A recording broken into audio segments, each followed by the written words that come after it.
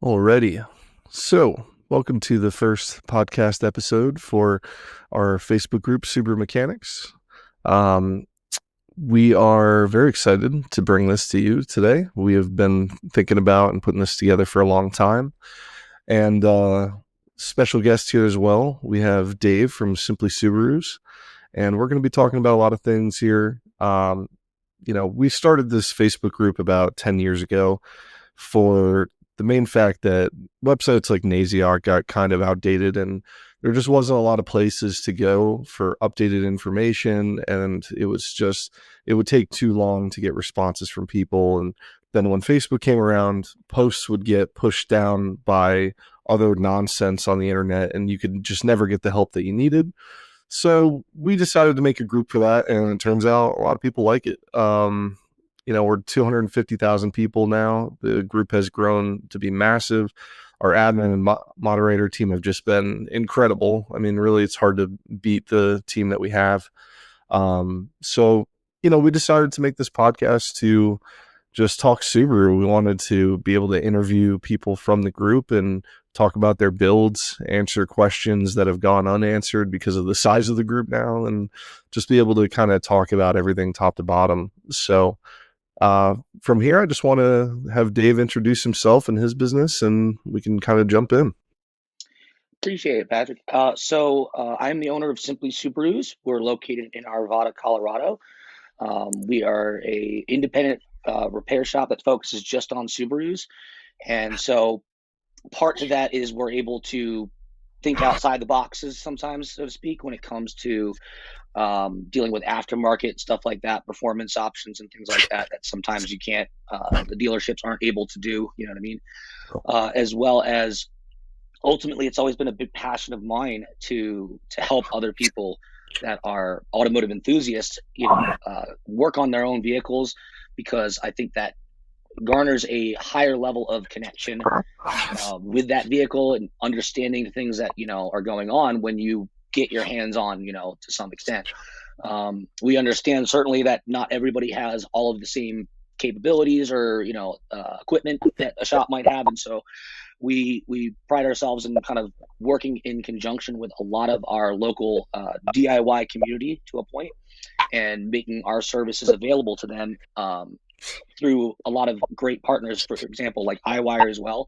So we are a proud iWire dealer, and we carry a lot of connectors and things like that people can easily stop by and grab a quick, coil pack connector if they need, as opposed to waiting, 2-3 days for it to ship. They can get it locally and be back on the road, and fixed up over the weekend easily. That's awesome. Yeah. iWire is great to have that on hand.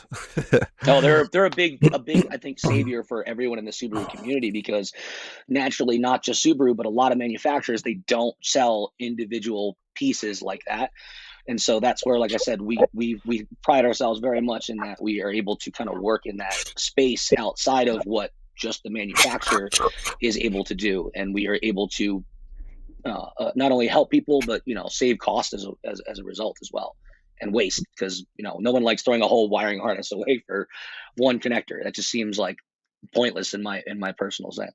Yeah, I 100% agree. I actually wore my Colorado t-shirt for you today.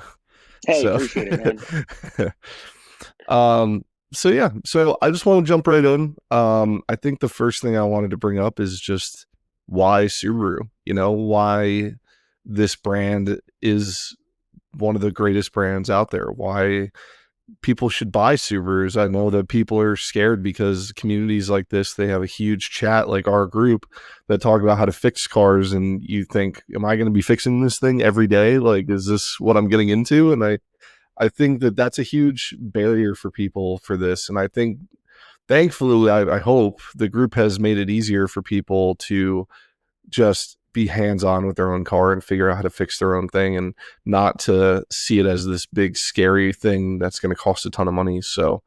Um, so I just want to ask you, what do you think makes Subaru a great platform, and do you see it continuing to be a brand that we should continue to buy? Absolutely. So that encompasses a lot to why I started my business as a Subaru only shop. I've had a lot of, colleagues, friends, throughout my time doing this that have certainly questioned uh, my choice in that, not that it was from a not a passionate standpoint, but from a purely a business standpoint, wherein if you are a general, auto repair shop, you're going to get all makes and models and generally could be busier than we are at sometimes. However, it's definitely a passion for us, not just myself, but I've been a Subaru enthusiast and owner for many, many years. I've owned, I've lost count at this point. I'm over my 10th now. I've got that little Subaru badge of ownership on one of mine that says my 10 plus, because I've kind of lost track, so to speak, in a good way. But as a passionate Subaru enthusiast, I saw throughout my career at other shops, whether they be specialty or just general shops, I saw the connection that Subaru owners have to their vehicles, and it transcends being much more than just a vehicle, a mode of transportation to a sense, but that mode of transportation gets you to the destination. So here in Colorado, naturally, we've got people that love to ski and snowboard and winter sports and things like that. So it's kind of a no-brainer if you're going to be going up the Rocky Mountains in the dead of winter. You're probably going to want a comparable all-wheel drive Subaru or something similar to be able to do that safely and reliably.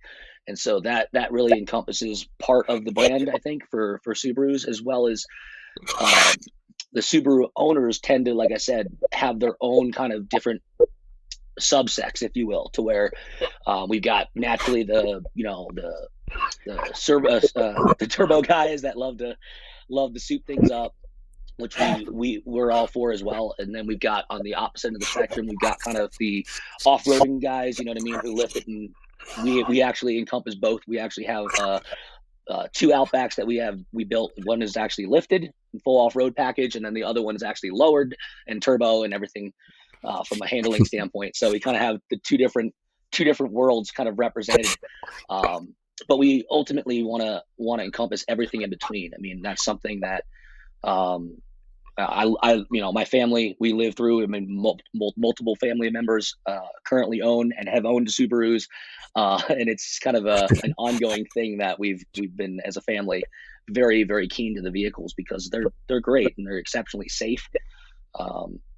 At the end of the day, not that anyone wants to, unfortunately, get into a scenario where they have to test the safety of a vehicle, but Subaru does come very, very high in that regard as far as protecting the people that you care about. And that's something that one of the reasons my mom drives one. I want to make sure she's safe. Yeah, I think the big thing with Subaru too is that as far as the car community goes, I find that it is so helpful that they all have generally the same type of engine, because when you think about it, right, if you are a Hyundai Genesis guy, right, if your buddy has a 2.0 turbo and your other buddy has a 3.8, they're not doing the same maintenance. They're not doing the same work. It's the same car, but it's like two different worlds. And I feel like with the Subaru, right, like if you're a guy with an O2 bug eye, I'm pretty sure you could go and look at your buddy's 19 WRX and know kind of what's going on, and it's and that's the thing, is like, there's no barrier to the conversation, right? As long as you're a Subaru guy, like, people see that as like, oh, he knows about all Subarus because they all have generally kind of the same thing going on. So they're kind of like Legos, as we say at our shop. Yeah. Yeah. So, I think it's a great car. I honestly love that. I saw Car and Driver like a year or two ago, and the two highest rated cars was the Impreza and the Forester. They were both rated like 92%, and I think the Impreza was at like 18 grand MSRP, and I was like, holy, like, I don't even think cars still were MSRP'd under 20 grand. So, I think that is also a big barrier to it. It's not super expensive. You can make 300 horsepower and be paying the price of getting a new Altima. I think it's great. So yeah. So I just want to kick things off here. We're going to talk a little bit about what I would call myths and legends of the Subaru community, things that everybody knows, things that have been talked about forever, but I just kind of want to get them out of the way right off the bat so that we can talk about them, get them out of there, and just kind of clear up some things as well for people that maybe they've heard for a long time and have scared them away from Subarus, or, Yeah. they're worried about their own car. So, the first one I want to kick off is the glass transmission with the 2002, 2003 Subarus and the flex that causes them to kind of go bad. So, is that something that you run into pretty often? Is that something that you see, is really a pain to deal with because of how many there are? Or is it something that it's few and far between? Generally, yeah, there's a handful of, and let's say less than a handful rather, of uh, particular transmissions that Subaru has developed throughout the years that are, let's call it, lesser on the scale of reliability compared to others. But that's also a lot on, like you mentioned, predicated on making, more horsepower, of course, you know what I mean, more torque.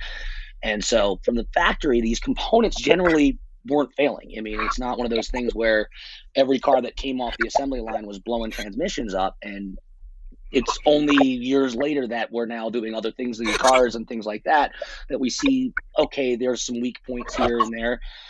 There's certainly ways to combat that. I mean, as I mentioned, the transmission or the Subarus effectively are like Legos in a lot of ways. So there's some easy ways to get around that from a fairly low cost standpoint. You can get a used transmission from a different year, swap that out, and pretty much not really be too worried about that. I mean, but ultimately, everybody with a manual, I think, idolizes if they don't already have the 6-speed that they wish they had a 6-speed. Yeah. Myself included. Yeah, I mean, I have to say, at least from my point of view, I've had 3 bad guys, all with 5 speeds, never had a problem. So, Yeah. you We know, see a lot. We see a lot that don't, and it's sure there's going to be those ones that have had issues. Particularly, one of the employees that works for us now, a long time. His had a fully rebuilt 5-speed for his done, or like custom built, just to kind of get around that because he was planning to build a lot, make a lot more horsepower. So he kind of got in front of it and had another 5-speed fully rebuilt or with custom gears and everything like that, just to where he didn't have to worry about that.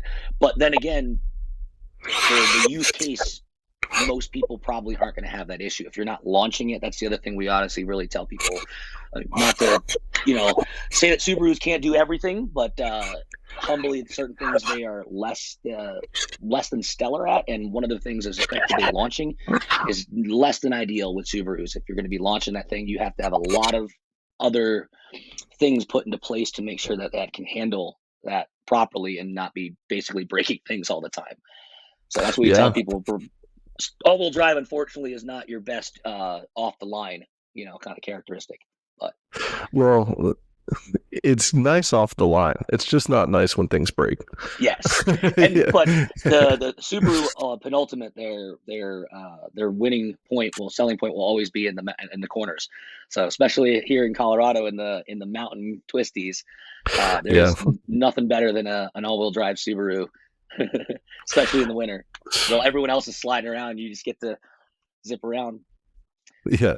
Everybody wishes they were 30 minutes from Pikes Peak. So, Yeah. yeah. Um, yeah, I think that's a big one. I've heard that one my entire life. I feel like anytime that you buy a Subaru, I've heard glass transmission. It's like the first thing that comes out of people's mouth is like, because it's one of the big things that happened early on with the WRXs. And I feel like people stuck to it and they were like, oh Yeah. no, the transmissions are bad. Yeah, it's like, Well, it's just like the head gaskets. That unfortunately has kind of followed Subaru unjustly so to a point, because yes, did they have a subsect of years back in the early 2000s that had problems? Yes, they addressed that. They don't effectively have that problem, because if they continued to have that problem, they wouldn't be where they're at today as a manufacturer and still making these engines. If they yeah. all had head gasket problems. But anytime I'm stopped just filling up washer fluid or something at a gas station, someone with my hood pop, they're like, "Hey, head gasket," and I'm like, "No, it's not a problem anymore." Well, you know what? That actually leads me into my next one, which is blown ringlands. Which blown ringlands for me, I lo- I loved when it happened because all the memes that came out of like Subarus creeping around a building and being like, "Hey man, want to buy some Ringlands?" Like, I just loved, because it's funny. The community takes it; they understand that these problems happen. They make a joke about it because they just know that they love these cars and they're going to be fixing it, and it's like just one of those things. And um, I think the thing with Ringlands for me is, what kind of oil do you use? Do you throw Lucas in your oil? Do you go with heavy Brotella? Do Are is you there any changing way? it once a year? Yeah. Is there any way to prevent it? I think that as far as Ringlands go, it's part of the engine build. I think that it's tough you can try to avoid it and you can do what you can, but I think at the end of the day, if it happens, it happens. Yeah. And yeah, you're right. There's ways to get ahead of it, so to speak, in the sense when you're doing a build. And oftentimes and not, what we just remind people a lot is anytime you're purchasing, a second, third hand, what I mean, you have to realize some of these cars have three, four owners, depending on, what year, let's say, they're buying. But even a 2017 WRX by now may have had three owners, you know what I mean, if you're looking to buy it. And you don't know what that maintenance history was and how it was taken care of with what products, like you mentioned. And so, unfortunately, and that's another part of kind of a myth where we see this happen where someone will buy a Subaru because they're all gung ho. Unfortunately, they didn't have the car checked out properly. That's another big thing, is always get a car pre-purchase inspected. I agree with that 100%. Yeah. And then they buy this car, it blows up within the first 10,000 miles, and they go, man, these Subarus are just POSs. I don't like these cars. They just all blow up. It's like, not necessarily. We have had, humbly, nothing but great successes with every engine that we have facilitated leaving our shop, and not having anywhere close to that. I mean, I can't say that on record anyone has gone up 100,000 miles per se yet, but we're confident that they will. You know what I mean? With proper maintenance, they should go well over 100,000 miles. Yeah, no, I agree with that.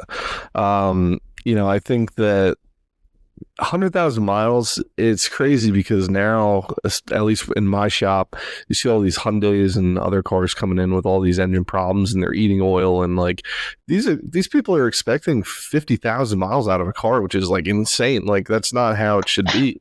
No. And I feel like with Subaru, I mean, luckily they're reliable. I feel like if you don't touch it, or if you keep the power low enough that it's not going to blow anything, like right now I make around 300 in my 19 WRX, and like I wouldn't want to do any more than that unless I go and put a new engine in or something. I feel like the problem is, like, people get caught up in the upgrades, and all of a sudden you're pushing the limit, and that's what happens. I think the Ringlands can only hold so much power.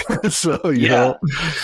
For better or for worse, the only times we really, I would say, when for best, unfortunate times when we do lose customers, so to speak, is oftentimes that they're looking for something more, that Subaru can, unfortunately, that Subaru can offer them at a certain price point. So I always say, if you're out there trying to chase, Lamborghinis and, Porsches, maybe it behooves you to get a Lamborghini or a Porsche at that point, Yeah. And that's just not the dig on Subaru. It's just they're different. They're differences. You know what I mean? Yeah, and I've worked in Ford Performance for a long time, and the biggest eye-opening thing is that you can buy a Mustang, you can throw a supercharger on it for 10 grand, and you're making between 500 and 700 horsepower, depending on, supporting mods and tunes. And, I think with Subaru, you spend that kind of money and you're making 5, maybe. I think the tough part is that these cars are so fun, and with the all-wheel drive system, it's just such a blast to drive that you can't even really compare it, because you're not just going on the highway and doing a drag race. Like, it's true. It's, you go up in the mountains, you hit the twisties, you're doing hill climbs. Like, these cars, they just love doing that stuff, and it's so much fun to do it that way. So they have their own unique purpose, I would say. And it's hard to take anything, you could do the same thing with bicycles and try to take a road bicycle and try to take that down a downhill mountain bike course, and it's not going to be pretty. That doesn't mean that road bike is not a fantastic bike, in its in its element. And I think Yeah. that's where, um, like I said, humbly, the few times, unfortunately, where we sadly lose a customer to a point is usually that's the reason, of course, is they're looking for something effectively else. Or sometimes it's different use cases, like if you need a pickup truck. Unfortunately, Subaru doesn't really currently offer one. We have Yeah. our little shop, Baja, as our shop, resident shop truck, but That's awesome. Subaru doesn't make an F-150, so to speak. And if you need something like Yeah. that, there's Yeah. no compete, no arguments from us. You know what I mean? Yeah. No, I get that. They have limited the lineup a little bit, and I feel like, it's beneficial in some ways, but it also kind of hurts them in other ways. It's tough because not everybody wants a WRX, not everybody wants an Outback. It's hard to please everyone, but Sure. but But yeah. you look at So like the actually, Outbacks, people outfit those and build those things custom for overlanding and camping. And at that same point, these are people that could have bought a truck or bought something else, but they don't want something else for X, Y, Z, whether it be higher, more chance of rollover. You know what I mean? You lift a Subaru, it still really doesn't want to roll over because it's got a low center of gravity with the boxer engine and everything like that. They're actually fantastic off road. You can put these things at 45 degrees and they don't even flinch. Whereas, you get a really high lifted Jeep and it's different, and that Jeep is not as good on the road. It doesn't get as good gas mileage on the road. All these things where, if you're driving to go camping, most of the time people are driving 90% on road to get to somewhere off road. So maybe the Subaru fits, and that's why a lot of these our customers, I think, fall into that category of building something, as I said, unique use case for what their needs are, and not everyone needs a truck. You know what I mean? yeah, I agree. I actually rolling into my next point actually kind of is more for the broad Subaru owner, which is CVT reliability. I think that's been something that's been a question for a long time. And what's funny is CVTs, I didn't realize how long they've been around. I mean, so Freddie Brees, who is one of the people I started the group with, he owns Induction Auto Works. He's one of the sponsors as well. He ran up to me that CVTs were first used in sawmills in the 1950s. And then it was used in sawmills, and then in the 1950s they brought it to cars, and that's where they started, putting them in and modifying for that. So, I just feel like they've been around forever, and they got to the point where it's still a little bit questionable with these CVT transmissions. But I mean, personally, I don't have a ton of experience with them having issues. I don't know if you've seen that or if you've ever had problems with that, but I've always heard whenever somebody has a CVT trans and they're having problems, they're like, oh, the CVT's going, and it's like another one of those myths that I feel like people throw around a lot. So 100%. We do see that, unfortunately, I'd say a moderate amount where we do see CVT issues. Unfortunately, the issues, we know exactly what, or 100% what they're caused from. They're caused by lack of maintenance. It's one of the biggest things that we're really, really keen on is, the old saying goes, apple a day keeps a doctor away. Well, it's the same thing for your car. The more you maintain, your fluids and things like that, the longer longevity you're going to get out of them. We have particularly of one particular case of one of our good customers who has well over 250,000 miles on an original first gen Crosstrek with a CVT transmission, and he has never had a problem with it. wow. He's changed the fluid every time and never had a single issue with this thing. And he's come, back to us, for other, obviously, routine maintenance, oil changes, stuff like that. But he's our shining kind of exemplar of this is what can happen when you take care of something. And he definitely is the perfect example of that. Straight in the Hall of Fame, that guy. Yes. Yeah, he won an award, wins the award in our book. Yeah.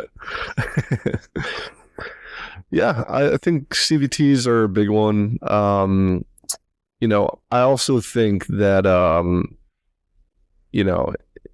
there's just so many things with transmissions that I think that people are afraid of anyway, because I just don't know if the average customer fully understands transmissions. I think that I don't fully understand transmissions. Like I know how they work, but I would not be able to open one and say that's what that does. Or like, I think that it's a little bit of that boogeyman, right? Like you don't really know. You hear all these things online about it, and then the second you have a trans problem, you're like, oh yeah, everybody said that. That's exactly what that was, And I just don't think it's the case. I think it's easy to just point at something that you don't fully understand or don't fully, deal with on a daily basis and just say that's the problem, Yeah. But yeah, so the next thing is break-in period. I know many people who buy brand new WRXs and STIs, and they get them from the dealer, and they blast out of the dealer on their first day. I know many people who get new engines put in and blast out of their driveway. I think, these break-in periods are important, and I think that's something to really make a highlight about, and when to do a break-in period and about how long. So I think that that's probably more your expertise of what you would recommend for something like that. So yeah, I'll leave that to you. Oh, generally, our rule of thumb will always defer to the engine builder themselves. So if the engine builder themselves has a specific break-in process that they want to be followed, we'd be, I guess, disrespectful to not follow that, you know what I mean, and take the experience of that professional engine builder. So we always want to adhere to that. Generally, though, for us, if we don't, let's say, have that, or we're doing, let's say, our own, in-house kind of engines, what we'll do is we do a 50-mile running the car, for 50 miles, and drain the oil immediately, and we just use regular non-synthetic. Even if the car takes synthetic, we just put just plain old junk kind of oil in there, so to speak, because it's effectively just getting flushed out is what we're doing. So we'll do the first 50, and then we'll recommend doing 500 miles and then an oil change, and then another 500 miles and then an oil change. And then generally you should be fine to go for regular 3,000 mile oil change intervals. Now, that being said, on turbocharged engines, that might change a little bit, and we might gravitate towards wanting a little bit different mileage interval on that. But we definitely always adhere to obviously what the manufacturer recommends. One case story though that really reminds me of what you were mentioning though is about people not knowing what they're buying. Particularly was we had a customer that let's say paid us a considerable amount of labor to revert the car back to stock. This was a 2018 or so, I think, WRX. We pulled everything off this car, full, giant turbos, front mount intercooler, you name it, everything. Oh man! And the car, ironically, had 12,000 miles. I'll never forget that. 12,000 miles. I'm thinking to myself, man, this thing hasn't even had many oil changes. Long and short, he traded it in to the dealer for some, he's getting something else. And the worst part about that story to me was that thinking that, in fact, and there's nothing I can do about this, unfortunately, these circumstances. However, I know that dealer is going to turn around and sell that car to somebody, and that person who buys that car is going to buy it and go, man, this thing's stock, hasn't been modified, 12,000 miles, good to go. Not knowing that car was probably, by our guesstimation, making about well over 400 horsepower, let's call it, stock block, which is not ideal for longevity. Gosh. Can it do it? Sure, it did it. It lasted 12,000 miles, they say, but it's behooves us to believe that person that's going to get that car, unfortunately, is going to get the short end of the stick, you know what I mean, by purchasing that and not realizing what the car's previous history was, Just for the sake of science, I wish I knew who bought that car. I wish I could. Would too. I would too, and I wish I could track the VIN number or something. But I would love to see where that leads. Oh, you got to pull up the Carfax, see if it's had a new block put in already. Oh man. Oh. Well, there we go. Looks like you lost you for a second. Yep. Sorry. There you go. Oh man. I just want to take a second here just to talk about the sponsors in the group, just to introduce everybody to kind of who works with us and what we do. Um, Dave, one of the sponsors in our group that has come on recently. He's awesome. We really appreciate working with shops like his. Yeah, it's amazing to have shops that come out and they're willing to give discounts or help out the group, and they're willing to give their 2 cents on things. And it's just a great community and a great way to kind of bond with the people in this community and what their needs are. Um, I have great experiences with Flat Out Industries, shop over in New Jersey. I bring my car there for everything. Dan is awesome. He knows everything. He's just one of those guys. He's got Subaru in his blood. Teeter Automotive out in Illinois. They do the engine builds. Awesome guys. I love their content. The videos they make are hilarious. Same. Company 23 was our first sponsor. I have a soft spot for them just because it was very difficult for us in the beginning to decide if we were going to do sponsorships or not. And, Mark at Company 23 really pushed me over the edge, and he just said, listen, like, we're here for the community. We're here to help. We really want to do this. And we made it happen. Tanner, guys. Yeah. Tanner at CTSV Brake Swap. That guy's awesome. He's constantly crushing it. He's always making new brake kits for Subarus. He's always innovating. That guy he's a man on a mission, and I feel like his brake kits are awesome, and everybody should definitely check him out. And Freddie Brees from Induction Auto Works, he is somebody, he's been around since the onslaught of this whole thing. He helped me get the group off the ground, and we just dove in. And he was there in the beginning when the group first started, and I was spamming the group's links in other Facebook groups until I got banned and started arguing with admins about whether or not I was able to do it. And we just always had a good laugh about that stuff. So it's funny how far the group has come and what we've been able to accomplish with it. And we did Boxer Fest last year. This year we're trying to do Wicked Big and Boxer Fest, and we have Lorinda, who runs our Discord. She's out in Rhode Island, so she's going to try to make Wicked, and then I'm going to try to do Boxer Fest. I know Teeter said he's going to try to make it out this year, so it's just awesome that all these people are coming together, and we're just able to have this community, and we're just continually building it. And it's more than I ever hoped for this group, and I love it. So I think we can jump back in at this point. Another thing about Subarus that I love. This is more like a rundown of every meme I've ever read. Towing Subarus on a flatbed versus on two wheels behind a tow truck. I just love that you see it, and every once in a while you see it happen, and your heart just breaks a little inside, and you're just, that person is now having a bad day. So, I just always hope the drive shaft is disconnected, because then you can technically do it. So I hope every time I see that, I'm like, I hope he knows what he's doing. Yeah. And it's one of those things. I mean, I think between that and I know we were talking a little bit about the spare tire, spare wheel, how far you can get on one. I think that anybody who owns a Subaru should know, maintenance-wise, if a tow truck shows up, flatbed only, I wouldn't even trust them to disconnect your drive shaft. Flatbed only. They do have those styles where they can actually lift the rear wheels on the rollers. Yes. I've seen that. That is okay, technically. That does work, yeah. I don't know if you can explain a little bit more what happens when this goes on.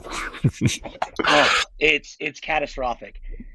Basically, what happens is you wind up destroying your center differential because the wheels aren't turning at the right rate they're supposed to when you tow it like that. Yeah, it's not a good day when that happens. You're already having a bad day because you called the tow truck. Now you're having a worse day. Well, and Subarus are already particular when it comes to their tires and the diameters. So particularly if you have of course, four tires on a car, and one of those treads is more than 2 to 3 30 seconds, a difference, that can change the overall diameter of that wheel, of course, and that actually does put additional stress and damage on the components of the all-wheel drive system. Yeah, and I think that brings me to the spare tire. I think that a lot of people, they just think they have a spare, or like in my case, I can no longer fit a spare on my car. A lot I of us think can't. yeah, the problem is that, there, in your opinion, how long can you go on a spare tire? How far should you go? And, I mean, I guess it kind of depends too on tread depth between a spare and what your regular wheels and tires are. So, Sure. You definitely don't want to be putting a bald spare on. You know what I mean? Obviously, that's not safe in that case. Generally, when you're putting a spare on, what the intention is just to get you to the nearest service station to get the other tire repaired. The rule of thumb for all spares that across pretty much every make and model, they'll always stay on there, but generally rule of thumb is 50-50 is what we always tell people. Means 50 miles an hour is the maximum speed that you can ride that tire at, and 50 miles of range before you need to stop and let that tire cool down. It's not saying you can, after 50 miles, you throw the tire away, it's trash.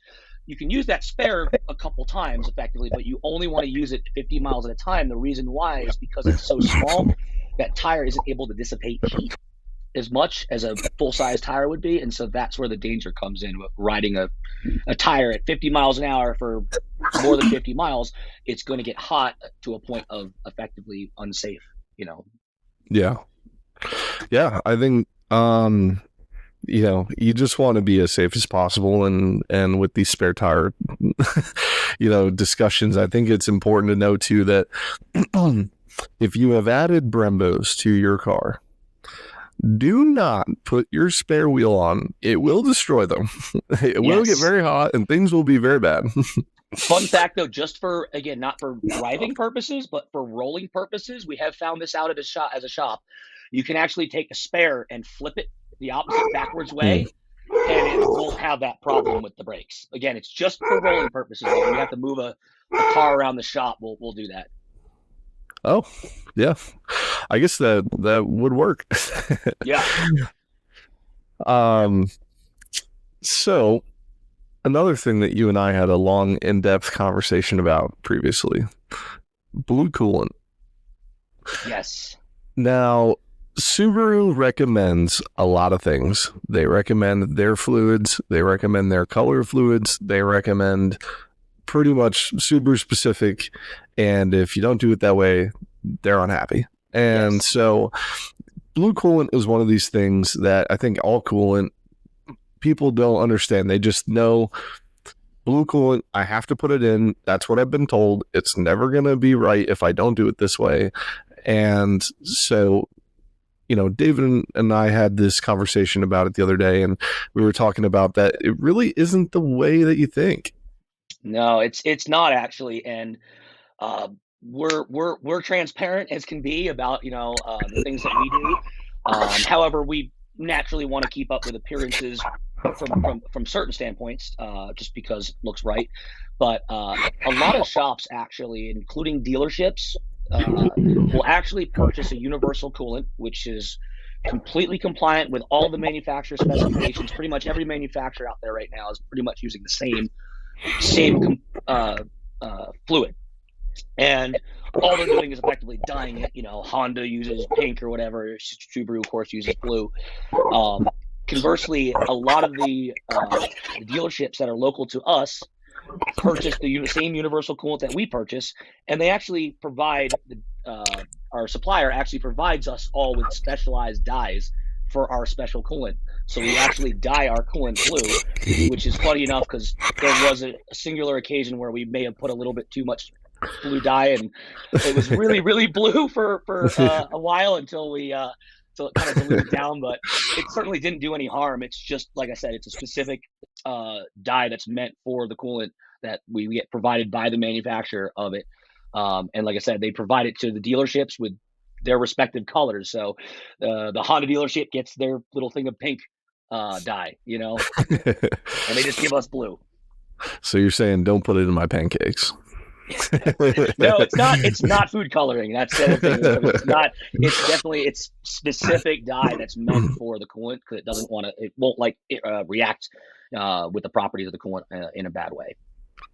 Yeah, it's one of those things that I think I've just never really thought about. I never thought about, when in the process the coolant is dyed and if that makes a difference in coolant. And I think that, as long as you're getting the right coolant, they're 100%. really they're just coloring it. So Yes. it's essentially, they're just forcing you to buy something that they say is their spec, but it's just because it looks different that they're able to say like, no, it needs to be blue. And like, I mean, from a marketing standpoint, that's great, but you know what I mean? I think that's a interesting, kind of dynamic on at least what dealerships do for like general Sure. practice. So, And we actually sell our coolant to our customers a lot. Like they'll come in, they'll just bring a used jug, and we'll fill it up for them because we're comparatively half of the cost of what Subaru is charging you for the same stuff, but in a bottle that says Subaru. And we yeah, just don't think that's ethical. So we buy in bulk, of course, so we can pass the savings along to our customers. that's awesome. Big fan of savings, this guy. Yes, yes. No one likes wasting money, and we understand that. I mean, auto repair it can be expensive enough, and so we don't need to nickel and dime and start tacking on 5, 10 more bucks for fluids and things like that. You know, just not Yeah. the right way to do business. Yeah, no, I totally agree. So now this is my favorite part of this is any new myths out there, because personally one that I have seen many pictures of and has been a current problem, I believe. I haven't seen it physically with my own eyes yet. It was the silicone issue, especially in the BRZs. It was apparently Subaru is a big fan of silicone. Yeah, I have to think they're. I don't obviously know the insider details. Not like we're affiliated with Subaru directly, but I don't know what it is. Maybe there was a batch of employees that weren't trained properly or something. Because at the end of the day, a lot of this stuff is still done by hand. The application of these sealants, it's not done by a robot or anything like that. So I think that there's always that human element, error, to a sense, and that's where it's something that is unfortunate, but I don't see it as a widespread enough problem to where everybody should be with a Subaru should be concerned. Let's put it that way. I don't think it's that big of an issue. I think what effectively happened was probably a good, let's call it a batch, basically went out into the world, and unfortunately, that's kind of what we're seeing. Yeah, I think it's it's one of those. I only call it a myth because I haven't seen it myself, but I think that I'm just always jealous when I see videos of like the GTR, right? And you see them hand building it with white gloves, and how they put the engine together. Yeah. And I just always like to think that that's what Subaru's doing, but then I see things like this and I'm like, there's a lot of silicone in there. Yeah. So, I think that, that was one of the newer ones that I've heard. And then the other thing that we also had a conversation on the other day is air oil separators. Yes. Does it matter which one you get? Is there maintenance to them? Is there anything in specific you should do braking wise, driving wise? I know you had a lot of good points on this, so I'll let you take it. Yeah, so air oil separators particularly are designed to facilitate a need where the factory crankcase ventilation system is not able to kind of perform as well at higher horsepowers and things like that. Particularly though, what we do find is a misconception is that everyone should be running an AOS, which couldn't be further from the truth. Unfortunately, there's a lot of circumstances where an AOS, an aftermarket one, can effectively cause more problems, particularly in humid climates. If it's really humid, that can be exacerbated, as well as colder climates. And lastly, if you're doing a lot of short trips. That's the big thing we kind of advocate against. So if you're kind of in that camp where you only drive maybe 15 minutes, to and from work, 20 minutes or so, you're not really getting that car hot enough. Oh, and generally you're probably in stop and go traffic, so you're not really getting the chance to open that car up a little bit. And that's really important with an AOS system that's done properly, is the car is actually driven, moderately hard. That's the kind of intention. More oftentimes than not, what we find, we make recommendations more towards out here in Colorado, because the temperatures can swing a lot, and we can have elevation changes, and of course, depending on where people are at, driving styles, we will generally recommend people go with a catch can over an AOS. Unfortunately, over the years, catch cans kind of got a bad rap because there was, of course, lack of design and features where, these things were 45 minutes to an hour to take apart and clean and drain, and you have to do that every other oil change, so to speak. Well, that's not the case anymore. A lot of the current catch can systems that are designed for Subarus are incredibly easy to service. They really don't take up more than, let's call it, a minute tops. That's exaggerated minute, more to drain on top of doing a regular oil change. So it's really not like we're going to tack on any labor, but takes less than a minute. Open and drain, let it drain. It's easy. It's not the end of the world. And so that's where we think that there's a lot of misconception going on. Fortunately, just this with any industry, where people aren't always getting all of the right information, and they're just hearing, AOS this, I should get an AOS. Oh, my buddy has an AOS, so I should have one. Depending on your buddy's build, he might need one, and depending on your build, you might actually be doing more harm than good by putting one on your car. And so that leads me to the other point, which is street versus the I think, what is it, IAG has? Yeah, the street versus the competition. Competition. Yep. Yeah. And they're designed differently, right? Like there's a different feature in the competition series. Yeah, the competition one effectively just dumps out all the stuff, which kind of alleviates that problem, and particularly for certain higher horsepower builds, that's really kind of a facilitation of, you don't want any of that stuff getting anywhere near, coming into your engine.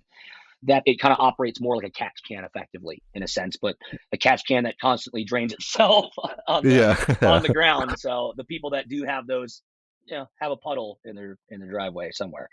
But usually, like I said, by the time you're going again, you should be using we recommend always utilizing the correct equipment for the actual applicational needs of the vehicle build. So that way you're not hurting anything effectively or wasting. Yeah. I think it's important to know, if you're going to put something like this on, exactly what is necessary driving wise. I mean, since we had our conversation, I've been driving so much faster to work every day. It's just trying to get it up to temp, because I only have a 20-minute drive, but it's all back roads. So you're fine. I let it warm up. I rip it. I get to work. So, I just laugh now, because every day I think about it and I'm like, I can't just cruise to work anymore. I need to get there now. So as long as you're seeing some RPMs throughout that course of that drive, and the car is getting up to full operating temperature, you're generally fine. But yeah, there are those people that unfortunately they only have a short commute, which, I mean, not fortunately, I mean, that nice 5-minute commute, no complaints there. But maybe ride your bike as opposed to driving your fast turbo Subaru car if you're not going to be driving it, Yeah. I just laugh because now it's one of those things, right? It's another myth. It's something in my head. Now I know that you're not supposed to do 15 to 20-minute drives. And now every time I get in my car to run down the street to this store, I'm like, maybe I gotta take my other car.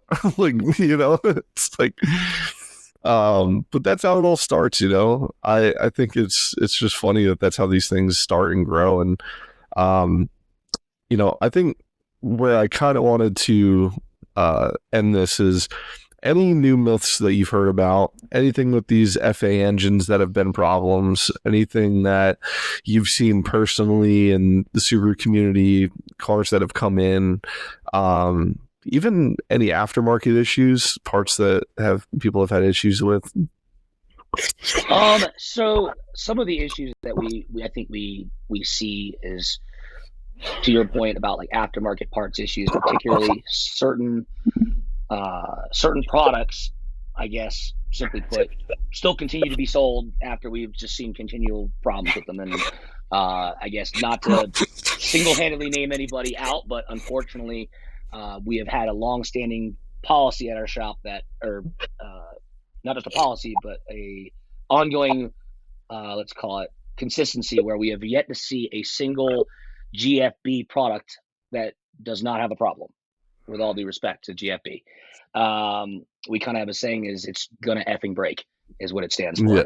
at our shop. And unfortunately, those the people that buy these things, again, kind of back to my last point, is they're not doing the applicable research to know these things going into it. And that's where just going online and just looking at the first thing and buying whatever first comes up may not be the best advisable thing. And where, for better, and we're not trying to plug ourselves from a financial standpoint, we get calls all the time from customers that are simply, hey, should I do this or should I go with this? And we'll just go with that, don't do that. And they're like, thanks. And that's all they need, and it's kind of a guidance point. And we're happy to kind of provide that, because sometimes asking and reaching out to the professionals that do this for a living and see the statistics behind it, like the failure rates are just, like I said, I've never seen one of those in over 6 years of being a shop owner. I've never seen one of those GFB products that was any good. No offense to them. So that's one of those things that we kind of tell people about. And unfortunately, we can only scream it so loud. We're not trying to take out an ad campaign to go, bad mouthing GFB. That's not our intent, but we just try to steer our customers away from those products because we've seen problems with them and we want our customers to have good experiences. Yeah, I totally agree. I think the best part about Subaru is it is such a community that when people have a bad experience, they let them know. People usually are aware. It's one of those things that it's like that people stand by good products, and so it makes the community better. I mean, I think that that's been long-standing with this community, and I've had my fair share of parts that have not gone well. So, you learn very quickly who to trust and who not to trust, and it's just the way of the world. If it's made in China, it usually doesn't belong on a Japanese car. That's what we say. Yeah. So you have your own, I would say, your own myth, which is, I believe, with Autolite. Oh yes, we have a company policy, particularly about the auto lights. If my technicians ever pull out an Autolite spark plug doing an inspection on a car, their instructions explicitly are to take that Autolite spark plug and throw it onto the ground to break that spark plug. And I've had people contest. They're like, well, what happens if the customer does not want to buy spark plugs? No problem. I will give you one free NGK spark plug for free, because I refuse to put an NGK spark or Autolite spark plug back into a Subaru. It's just against our belief system, and so that's why we make that point of breaking that one spark plug. It's symbolic. But yeah, there's actually, if you ever drive around back of our shop, you can find there's a bunch of broken Autolites for that reason. Yeah, Autolites do not belong in Subarus. I also agree with that. I think NGK is the only yes. Not the only, but it was my favorite, and I think that's the way to go. 100%. Yeah, it's just insane. And you know what? Actually, I totally forgot the biggest thing of all. Something that we also spoke in depth about the other day, which was head gaskets. I think head gaskets are that is the boogeyman of Subarus. It doesn't matter if you buy a Forester, if you buy even a Baja, no matter what you buy, if it has the word Subaru on it, people are going to mention the head gasket. They're going to say, oh, you got 15,000 miles. What are you doing your head gasket? Like as a joke, but it's like, I get it all the time at my work, and I think it's something that, unfortunately, right, when you have a boogeyman like that, it follows you for a long time. So I don't know that we'll ever get it. I don't know that we'll ever get away with it or get away from it, honestly. I think we just have to embrace it to a point. And I still see the memes every so often of like the blown head gasket, Yankee Candle scent, you know. That would make it. It's like, hey, we're at least, like you said, we're embracing it as a community, because it's like, well, if we can't get rid of it, we might as well wear it, you know, and make jokes about it. And I think that's to the humorous side of the community, going, you know, well, oh, all right, so be it, you know, we'll wear it. Yeah. I I just feel that it's been so long, and like I guess it still does happen, but it's just not anywhere near where it used to be. I I mean, know. I don't know what your take on it is. I'm sure you see this a lot, but do you feel that head gaskets are less of an issue? Do you feel like there's Yeah. more ways to combat it? Like, what is your take on it? We honestly, we probably only get, let's say, a head gasket repair 3 4 times a year at best. That's the highest. We really don't see them anymore, and it's really, again, those kind of subset of kind of the fortunate years that did have problems, like the early 2000s Outbacks did have problems.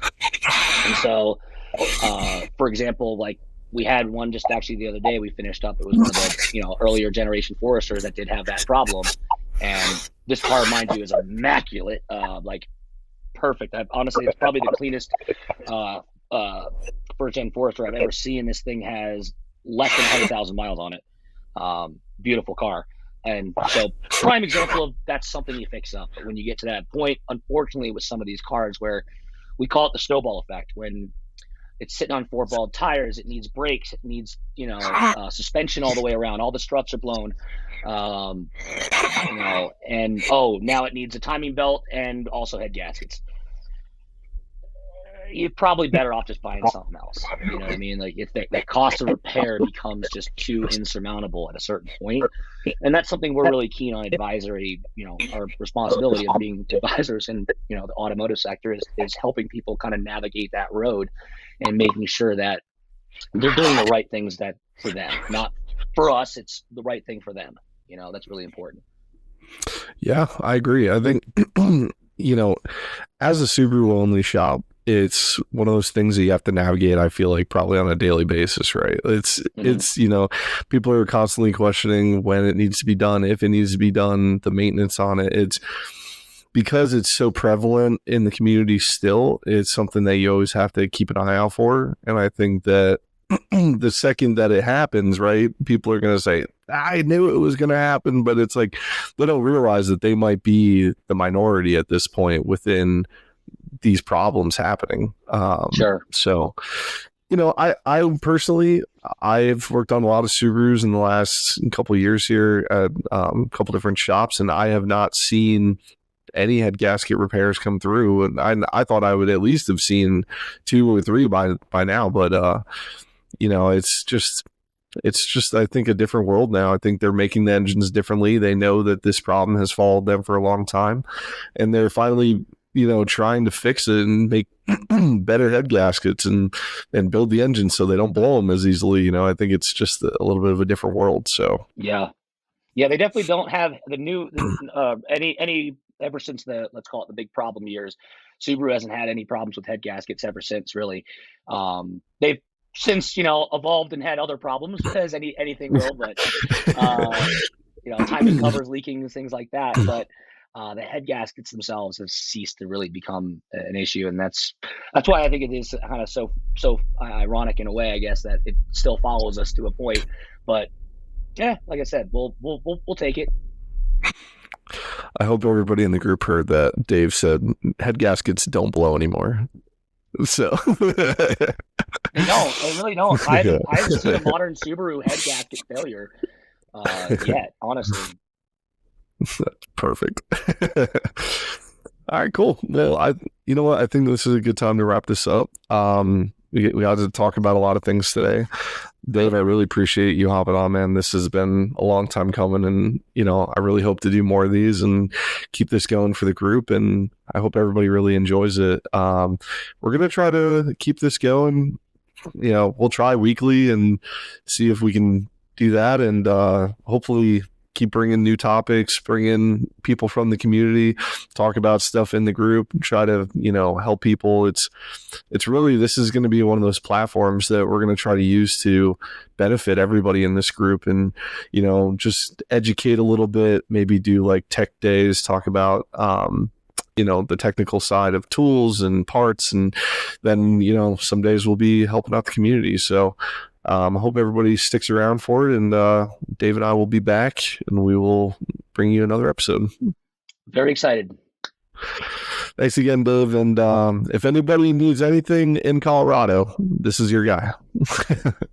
Or not. We're happy, like I said, to be part of the group. And I see a lot of times where people are just posting, hey, I need a wiring diagram for something. I searched on Google and nothing I'm finding is trustworthy, when it comes to testing wiring. We have access to all of that. So we're using our equipment, our powers to help other people. That's the whole point.